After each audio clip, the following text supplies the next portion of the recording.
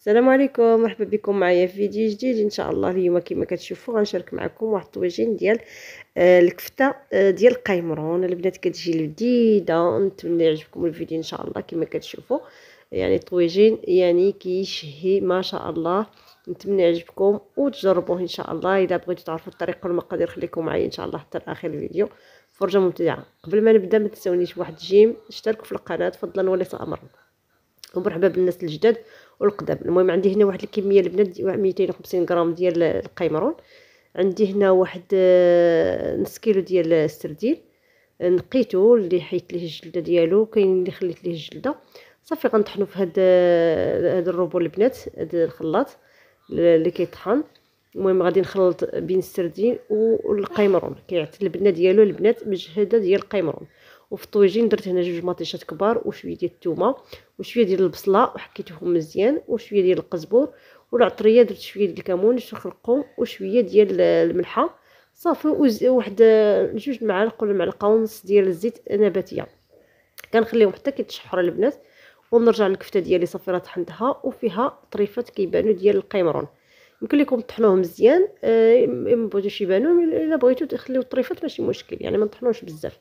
وغادي دابا غادي نرجع للكفته ديالي اللي درت فيها نفس العطريه اللي درت في الطاجينه البنات. شويه ديال الخرقوم وشويه ديال الملحه شويه ديال الكمون.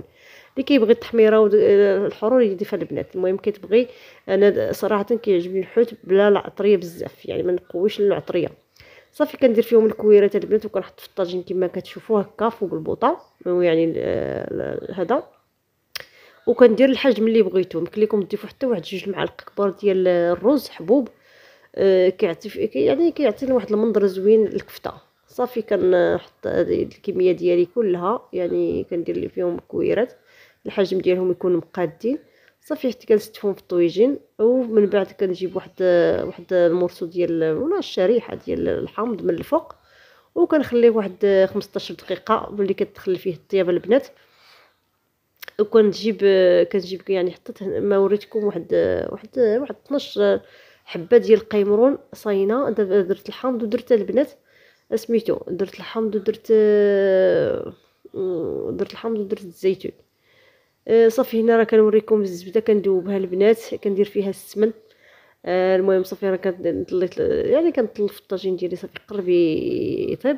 دابا غادي نجيب هذوك الطريفات ديال سميتو ديال الطريفات ديال القيمرون، كنستفهم هكا في الجناب ديال الطاجين، يعني للتزيين فقط. بان هاد الكفته البنات ديال السردين فيها مطحون معاه القيمرون، يعني فيها حتى يعني كفته كتعتبر كفته ديال سميتو ديال القيمرون. هادو فقط البنات اللي بغى يضيفهم. المهم للتزيين فقط، كيجيو بنان وكيجي الطاجين ديالنا يا سلام. اش هو من البنات، جربوه ان شاء الله اكيد غادي يعجبكم.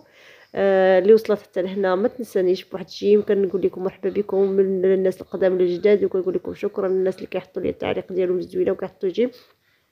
ومرحبا بكم في قناتي. دخلوا تشوفوا يعني تفرجوا في الفيديوهات القدام، راه حتى هما مفيدين ان شاء الله. شويه من الطاجين البنات كما كتشوفوا، درت ليه شويه ديال القزبر من هذا للتزيين كيجي رائع. نتمنى يعجبكم عاوتاني، وكنقول لكم السلام عليكم حتى الفيديو اخر ان شاء الله مع وصفه جديده. بسلامه.